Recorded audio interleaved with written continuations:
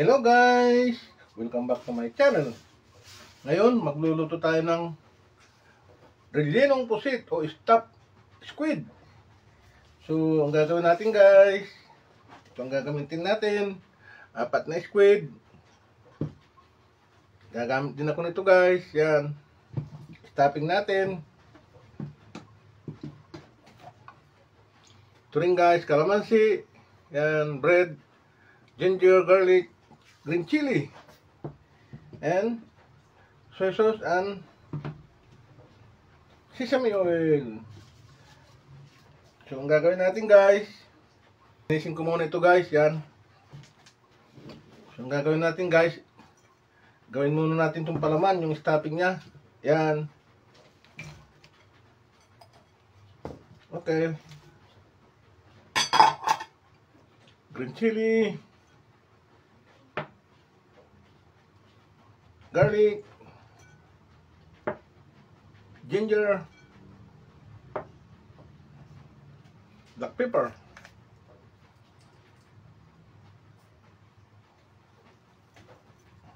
yan guys, seasoning,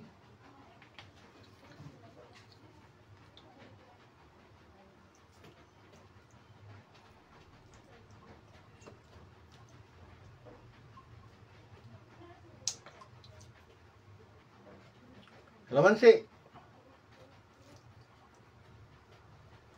Yan. Ito guys, ilalagay ko sa pusit ito pag marinate. Salt. Granules. Okay. Ilagay ko sa pusit ito mamaya guys. Haluin natin. Ilagay ko lang muna sa ibabaw itong bread guys. Yan. Mamaya ko na haluin yan. Ito na yung nalinis natin pusit guys. I-marinate na natin. Linis na. Ito na yung ano natin, yung ayan na.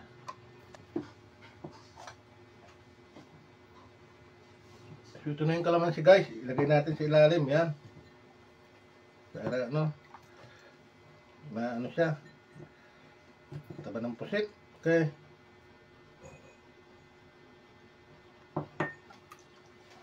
Lagyan natin ng soy sauce. Lagyan na rin natin to. Soy sauce.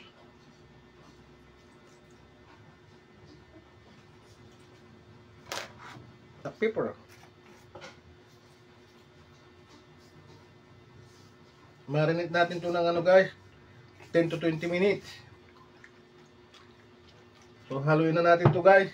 Lagyan natin ng sesame oil para mabango.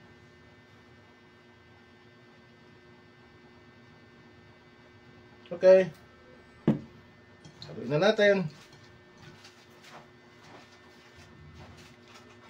Lagyan na natin ng stuffing. Yan guys. Siksikin natin. Para talagang busog na busog.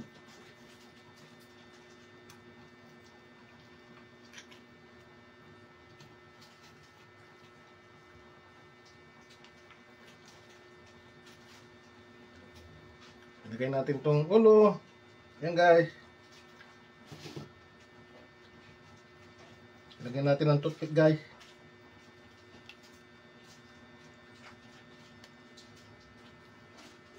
Yun. Ito naman sa kabila.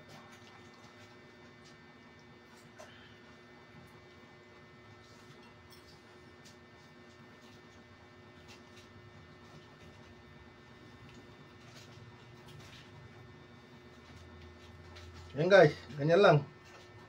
So nakasara na siya. Yan. Bilog na bilog. Yan, siksik na siksik. Nakasariwa yung ano natin, pusit.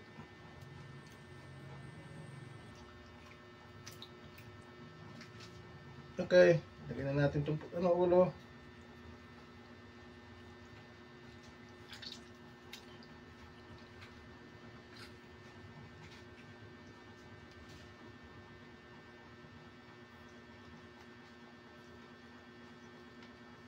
Kabila naman.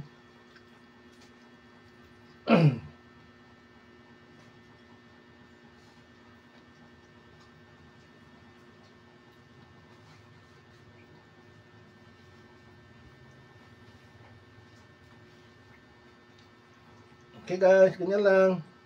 Gagawin natin, i-grill na natin to. Yan. Lagyan natin ng butter guys. Yan. Yan. Busog na busog guys. Yan.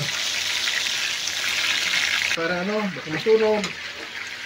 Balik rin natin. Yun.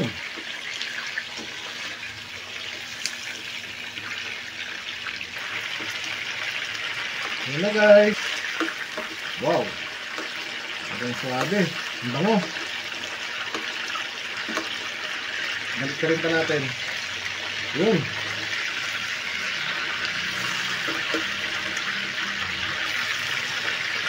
Okay guys. Para nagustuhan nyo itong rellenong pusit, umpan. Thank you very much for watching. Bye bye.